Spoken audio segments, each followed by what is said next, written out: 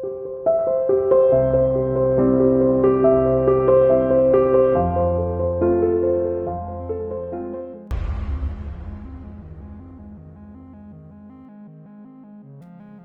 surga mengapung, tak terhitung berapa kali lebih besar dari kota pasar pegunungan awan mimpi. Hanli sedang berjalan menyusuri jalan pasar barat kota saat dia memeriksa jalan-jalan di kedua sisinya. Kata-kata yang Hanli katakan kepada Lulo tidak bohong. Dia memang berencana untuk membeli beberapa bahan penyempurnaan jimat yang lebih langka dalam persiapan untuk memperbaiki beberapa jimat kelas tinggi.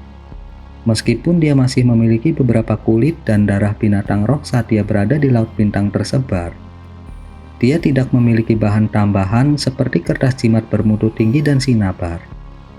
Dia perlu meningkatkan keterampilannya sebagai persiapan untuk menyempurnakan jimat penaklukan roh. Meskipun dia tidak dengan hati-hati meneliti jimat penaklukan roh, tulang keras yang merekamnya menyebutkan bahwa kekuatannya benar-benar kuat. Sebagai sesuatu yang dapat berguna untuk menyelamatkan hidupnya di saat yang genting, Hanli tidak akan dengan mudah melepaskannya.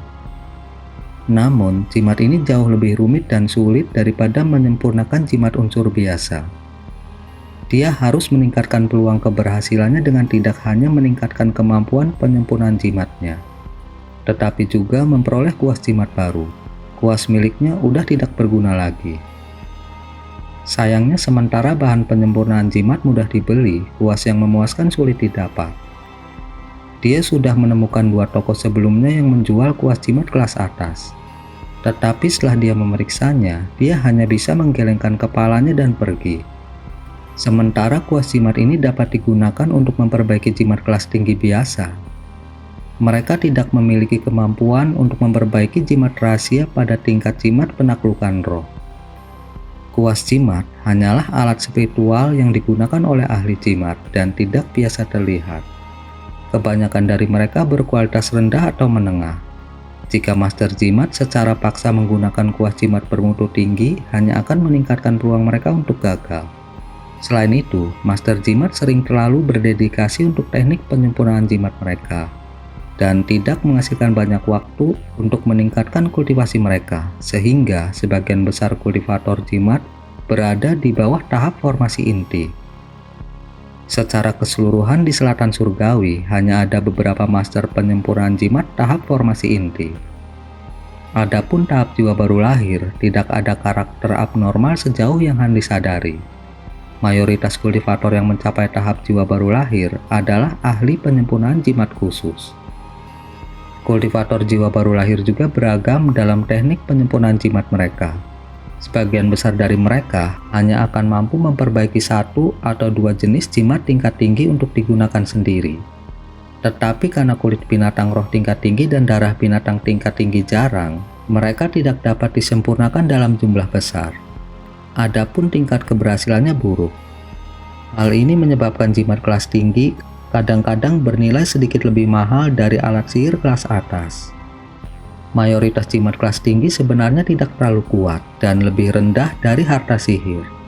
Ini sering mengakibatkan pengejaran teknik penyempurnaan jimat ditinggalkan begitu seorang kultivator mencapai formasi inti. Namun, ini tidak berarti bahwa semua jimat tingkat tinggi tidak berguna.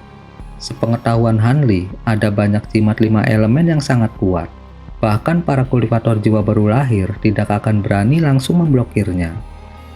Namun, jimat sangat sulit untuk dibuat, sementara memahaminya agak rumit, dan bahkan lebih tidak nyaman untuk digunakan. Dalam waktu yang dibutuhkan untuk mengaktifkan mereka, akan lebih baik menggunakan harta sihir untuk menyerang. Namun, Hanli telah mendengar bahwa prajurit mantra Mulan menembus batas ini, dan meneliti banyak teknik jimat kuat yang dapat digunakan dalam sekejap, memungkinkan prajurit mantra kelas rendah mereka untuk menyaingi kultivator musuh dari tingkat yang sama tanpa penggunaan alat sihir. Adapun kultivator kelas tinggi mereka mampu menggabungkan teknik jimat mereka dengan harta sihir mereka untuk meningkatkan kemampuan mereka. Ini memungkinkan mereka untuk mengatasi kultivator kelas yang sama tanpa masalah. Kemampuan inilah yang memaksa beberapa negara adidaya di selatan surgawi untuk bersatu melawan suku Mulan. Bahkan saat itu, mereka tidak dapat benar-benar mengalahkan musuh. Sejak Hani memadatkan jiwa baru lahir, dia mulai mempelajari teknik penyempurnaan jimat tingkat tinggi yang paling dangkal sebagai pengakuan atas kekurangannya. Namun, kecepatan yang dia gunakan untuk menggunakan beberapa jimat tingkat tinggi ini hanya bisa digambarkan sebagai tragis. Namun demikian, serangan simultan dari jimat kelas tinggi dan harta sihir membuat kombinasi yang sangat mematikan. Jika jimat itu dapat digunakan seperti jimat kelas rendah dalam rentetan 30 sekaligus, bahkan kultivator jiwa baru lahir tahap akhir tidak akan punya pilihan selain melarikan diri dari pertempuran.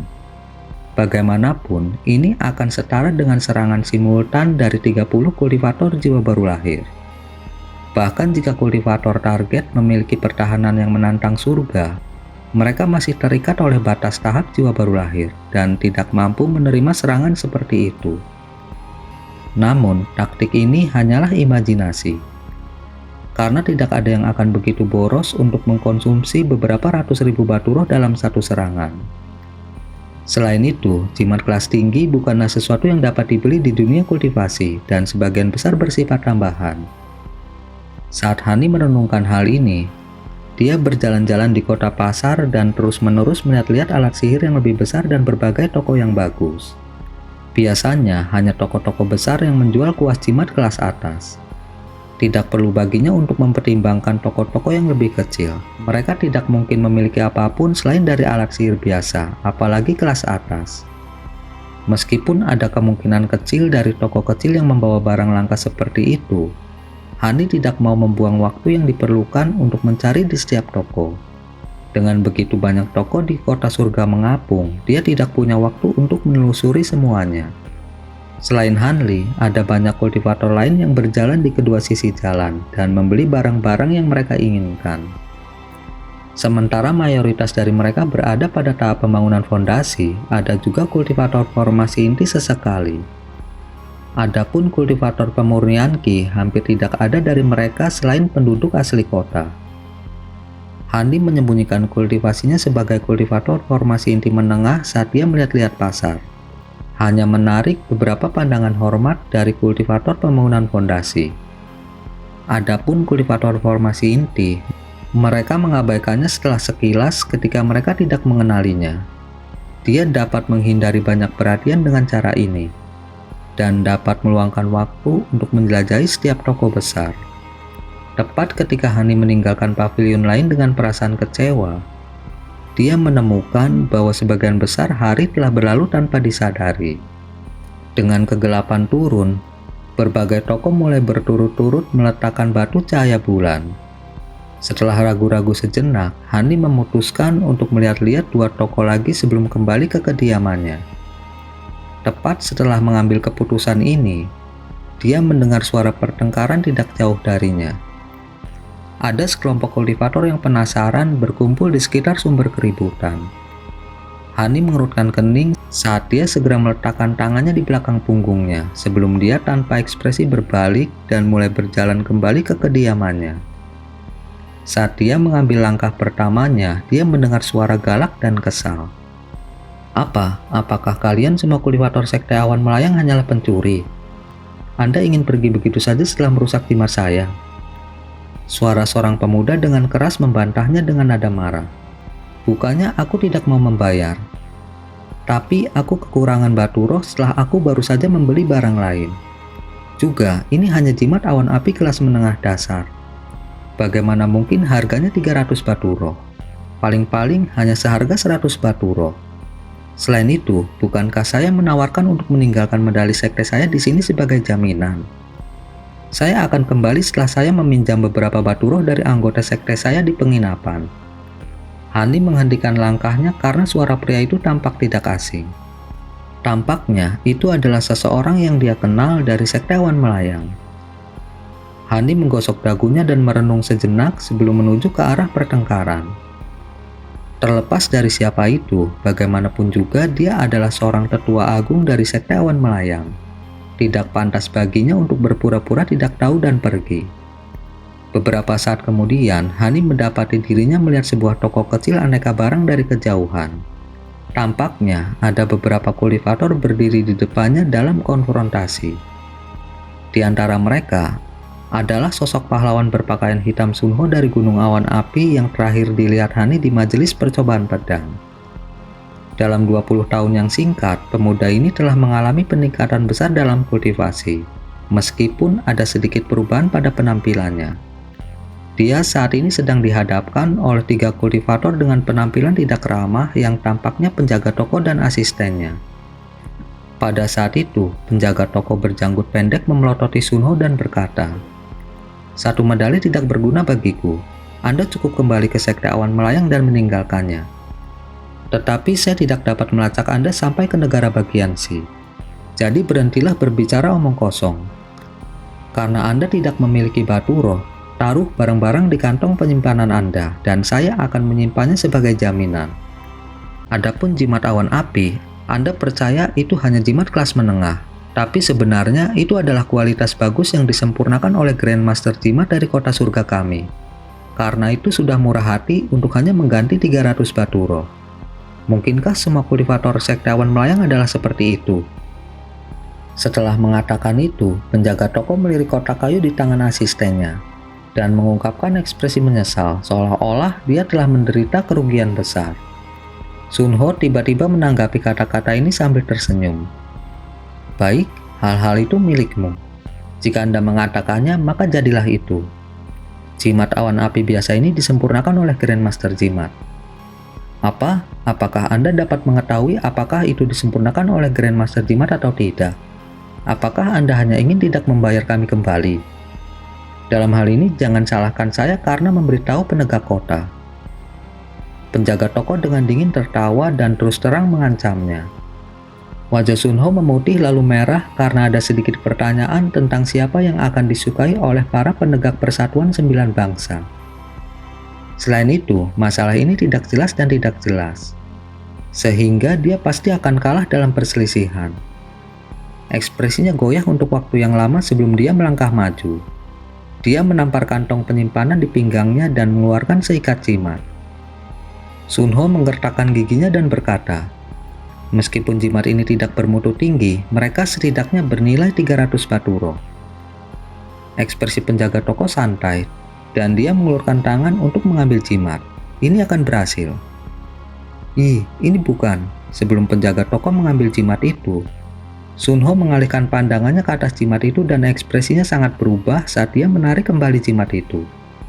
Dia segera mengambil kembali jimat kuning yang setengah robek sebelum menyerahkan sisa jimat. Penjaga toko tertegun sejenak sebelum mencibir. Anda sangat gugup karena robekan kertas jimat kosong. Apakah Anda kultivator sekte awan melayang benar-benar sangat miskin?" Dia kemudian meraih sekali lagi untuk mengambil jimat. Tetapi pada saat itu, sesosok tiba-tiba muncul di antara keduanya dengan kabur. Sunho merasa jantungnya jatuh, sementara penjaga toko buru-buru mundur beberapa langkah dan berteriak dengan marah. "Siapa kamu? Menurutmu, apa yang sedang kamu lakukan?" Kultivator yang menyela mereka tanpa ekspresi menjawab, "Bukan apa-apa. Saya hanya mendengar sekte awan melayang kami disebutkan dengan cara tertentu 3 kali berturut-turut. Bagaimana kalau dirimu yang terhormat mengatakannya di depanku?" Setelah itu dikatakan, tekanan yang menakjubkan dilepaskan, menyebabkan para kultivator di dekatnya mundur karena terkejut. Beberapa kultivator dengan kultivasi yang lebih dangkal merasa seolah-olah dunia itu sendiri sekarang membebani mereka, dan mereka jatuh berlutut. 2 kultivator formasi inti yang kebetulan lewat bernasib agak lebih baik, tetapi tubuh mereka juga terguncang. Salah satu dari mereka menjadi panik dan mereka berteriak, "Kultivator jiwa baru lahir, senior, kamu?" Hani menoleh dan dengan dingin melirik 2 kultivator formasi inti yang lewat, menyebabkan mereka segera menelan kata-kata mereka. Dia tidak mengenali 2 kultivator parubaya, dia juga tidak tahu dari sekte mana mereka berasal. Pada saat itu, penjaga toko dan 2 asistennya telah benar-benar dipaksa ke tanah karena kedekatan mereka dengan tekanan spiritual yang sangat besar. Mereka tidak mampu bergerak sedikit pun, tampak panik hanya untuk tumbuh lebih ketakutan setelah mendengar bahwa Hanli adalah seorang kultivator jiwa baru lahir. Mereka buru-buru mencoba memohon pengampunan, tetapi mereka bahkan hampir tidak bisa bernapas, apalagi berbicara. Para kultivator di sekitarnya semuanya memucat, sementara beberapa yang lebih pengecut sudah melarikan diri karena takut terlibat. Hanli menunjukkan pertimbangan untuk Sunho, dan tekanan itu tidak banyak berpengaruh padanya selain dari kemunduran awalnya. Tapi begitu dia mengenali Hanli, ekspresinya berubah sebelum dia memberi hormat dan berkata, "Murid Sunho memberi hormat kepada leluhur bela diri Han." Tidak memperhatikan ketiga pria di depannya, Hanli berbalik dan melihat jimat yang setengah robek di tangan Sunho. Dia menganggukkan kepalanya dan berkata, "Sepertinya tidak perlu perkenalan, Anda sudah tahu identitas saya." Ketika Sunho mengingat kata-kata kasar yang dia ucapkan kepada Hanli di area suci, dia merasa sangat khawatir dan dengan rendah hati meminta maaf dengan tulus. Murid tidak menyadari bentuk sebenarnya dari leluhur bela diri. "Saya harap Anda akan memaafkan kata-kata sombong muridnya." Hanli menatap Sunho dan pelan berkata, "Saat itu, aku belum menjadi tetua sekte. Jadi tentu saja aku tidak akan menyalahkanmu. Namun, jimatmu yang robek itu sepertinya ada hubungannya denganku." Sunho tercengang ketika sesuatu tiba-tiba muncul di benaknya. Dia dengan gembira berkata, "Mungkinkah jimat yang hancur ini?" Hanli melambai dan memotongnya. "Tinggalkan masalah ini untuk nanti." Mata Hanli kemudian menyipit saat dia menatap seberkas cahaya perak yang terbang melintasi langit. Satu-satunya kultivator yang diizinkan terbang di kota surga mengapung jelas merupakan pelindung Serikat Sembilan Bangsa. Mereka bertanggung jawab untuk menjaga ketertiban selama seluruh durasi pameran dagang.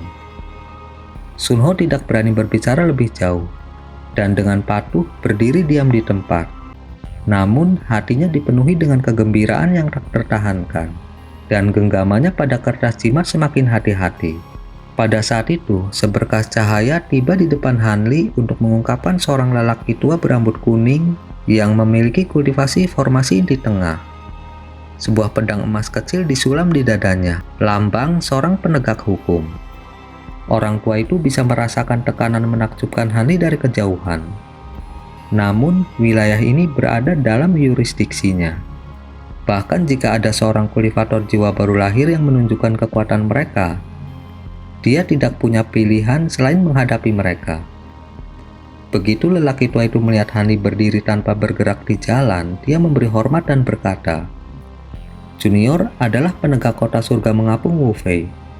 Saya tidak tahu mengapa senior marah. Bolehkah saya bertanya bagaimana saya bisa membantu?" Mengingat perbedaan besar dalam kultivasi mereka, wajar bagi penegak hukum untuk berbicara dengan hormat. Dengan tangan di belakang punggungnya, Hanli acuh tak acuh berkata, "Ini tidak banyak. Saya hanya sedang berjalan di jalan ketika saya mendengar penjaga toko ini berbicara beberapa patah kata tentang sekte awan melayang kami. Karena itu, saya hanya berharap dia mengulangi apa yang dia katakan." "Oh, penjaga toko pasti menyemburkan omong kosong. Beraninya mereka menyinggung senior. Kalian bertiga cepatlah minta maaf." Orang tua itu merasakan sakit kepala yang luar biasa setelah mendengar Hanli. Ketika masalah tersebut berkaitan dengan reputasi sekte, sulit untuk mengatakan seberapa parah masalah itu. Karena itu, dia pertama-tama menawarkan kata-kata penenangan sebelum menegur penjaga toko dan rekan-rekannya. Hanli segera menarik tekanan spiritualnya, membiarkan ketiganya merangkak dengan gemetar dari tanah. Dengan kulit tak berdarah, penjaga toko segera berkata, "Senior, kata-kata junior benar-benar keliru. Junior bukannya tidak menghormati sekte Anda. Baru saja rekan Taois telah menghancurkan jimat awan api saya. Tetapi Junior tidak akan lagi meminta ganti rugi apapun. Junior hanya bisa menyampaikan permintaan maafnya." Ketika Hanli mendengar ini, dia mengerutkan kening dan ekspresinya menjadi suram. Dengan senyum sinis, Hanli berkata, "Apa? Anda percaya bahwa saya akan melepaskan Anda begitu mudah? Pertama, izinkan saya melihat jimat awan api di dalam kotak itu. Jika itu benar-benar disempurnakan oleh seorang Grandmaster, saya akan membayar batu roh atas nama murid ini. Tapi kalau tidak, hehe." Penjaga toko bereaksi dengan cepat dan buru-buru berbicara sebelum Hanli bisa melirik kotak kayu. "Tidak perlu senior, jimat awan api itu adalah jimat biasa. Junior menerima hukuman apapun." Hanli tidak mengatakan apa-apa lagi dan melirik petugas itu. Ketika lelaki tua itu melihat ini, Dia tahu apa yang harus dilakukan. Dia segera membungkuk dan berkata, "Tolong tenanglah senior, penjaga toko ini akan dihukum berat karena pelanggarannya. Senior dapat menyerahkan masalah ini kepada saya. Karena itu masalahnya, maka jadilah itu. Saya tidak punya waktu luang untuk menangani urusan sepele seperti itu. Sunho, kau akan ikut denganku." Tubuh Hani kabur dan muncul kembali di samping Sunho. Kemudian dengan kilatan cahaya kuning yang menyilaukan, keduanya menghilang ke tanah. Para kultivator di dekatnya berteriak kagum pada teknik gerakan bumi yang luar biasa. Mereka belum pernah melihat hal seperti itu sebelumnya. Setelah melihat Hani pergi, lelaki tua itu langsung merasa lega. Tetapi ketika dia melirik ketiga pelaku yang menghela nafas lega, ekspresinya menjadi dingin. "Kalian bertiga akan mengikutiku dan mengatakan yang sebenarnya tentang semua yang terjadi. Masalah ini tidak akan dimaafkan dengan mudah." Ketika penjaga toko mendengar ini, kelegaannya langsung berubah menjadi kesengsaraan. Sesaat setelah percakapan ini, Hani muncul dengan Sunho dalam kilatan cahaya kuning di dalam bangunan baru terpencil. Hani melirik Sunho dengan dalam dan berkata, "Ini akan baik-baik saja. Biarkan saya melihat selembar kertas jimat yang robek itu." Ia leluhur bela diri. Sunho menyerahkan kertas jimat yang robek kepada Hani tanpa ragu-ragu. Hani mengambil kertas jimat dan dengan cepat meliriknya sebelum diam-diam mengeluarkan setengah lainnya. Di bawah tatapan Sunho yang tak tergoyahkan, Hani menyatukan kedua bagian itu dan menemukan bahwa mereka cocok tanpa satu cacat pun. Ketakutan terdalam Sunho menghilang tanpa jejak sebelum dia memberi hormat kepada Hani tanpa ragu-ragu. Sunho memberi hormat kepada guru. Hani dengan tenang menganggukkan kepalanya dan mengubah kertas jimat menjadi abu dengan kedipan cahaya merah. Sunho dikejutkan oleh pemandangan itu, tetapi segera menjadi tenang. Hani menemukan tekad pemuda itu memuaskan. Dia dengan tenang bertanya, "Sepertinya kamu adalah keturunan Sun Ergo. Tapi jangan memanggilku guru dengan terburu-buru. Pertama, bagaimana kalau memberitahu saya keturunan generasi apa Anda?" Sunho segera menjawab, "Saya adalah keturunan generasi ketujuh dari leluhur. Selama tahun itu, Sun Ergo berjanji bahwa klan Sun yang dia besarkan akan menganggapku sebagai tuan mereka. Tetapi karena beberapa hal aneh, aku harus meninggalkan selatan surgawi. Karena itu, klan Sun tidak pernah benar-benar melayani saya. Dan saya juga tidak memberikan perlindungan apapun kepada klan Sun.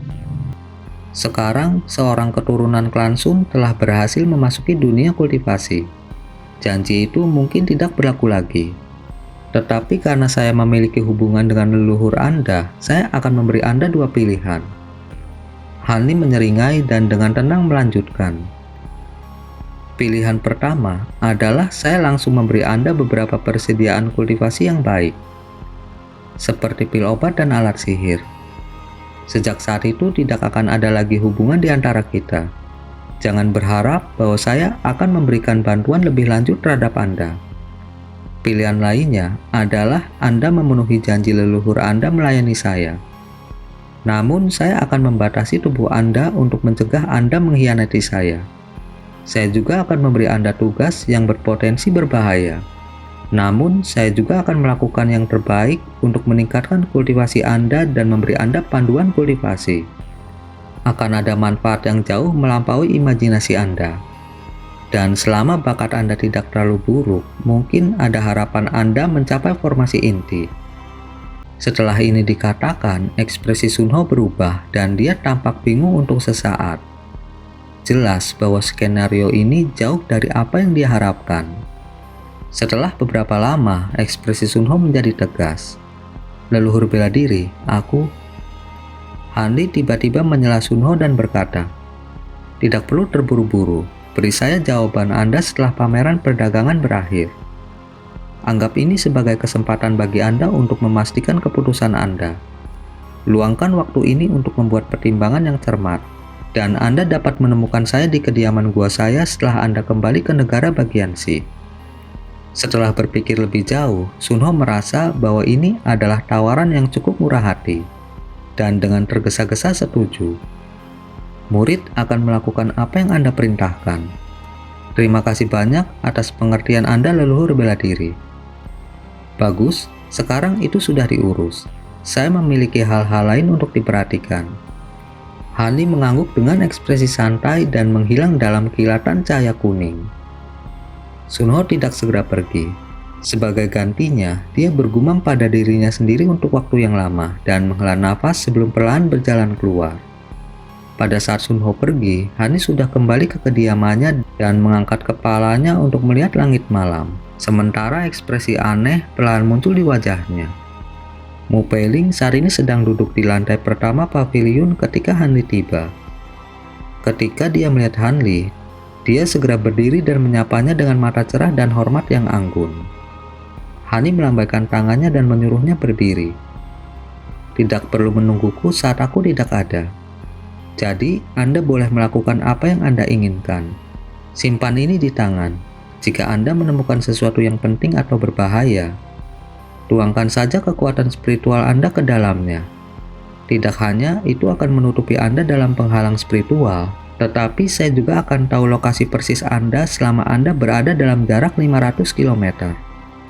Hanli kemudian mengeluarkan sepasang ornamen batu giok biru dan menyerahkan satu kepadanya.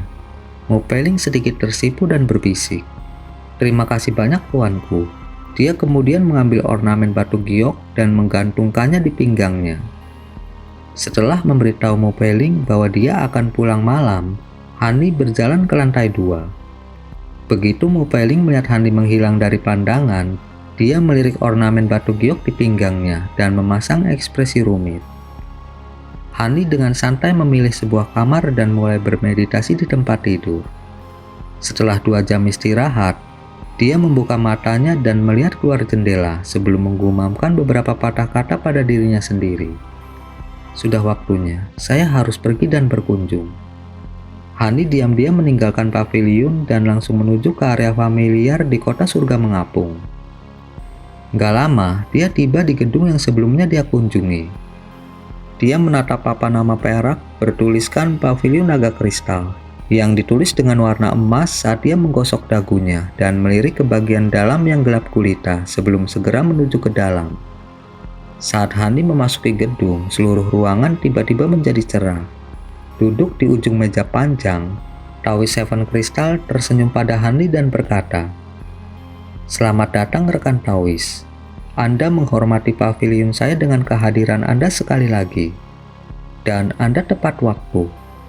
Saya tidak menduga rekan Taoistan menjadi karakter yang tepat waktu. Karena saya yang berinisiatif untuk membuat janji, bagaimana saya bisa terlambat? Dilihat dari penampilan Taoist Seven Crystal, sepertinya Anda sudah menunggu beberapa waktu. Anda memberi saya cukup ketakutan." Hani menyapu lengannya dan kekuatan tak terlihat dengan lambat menutup pintu di belakangnya.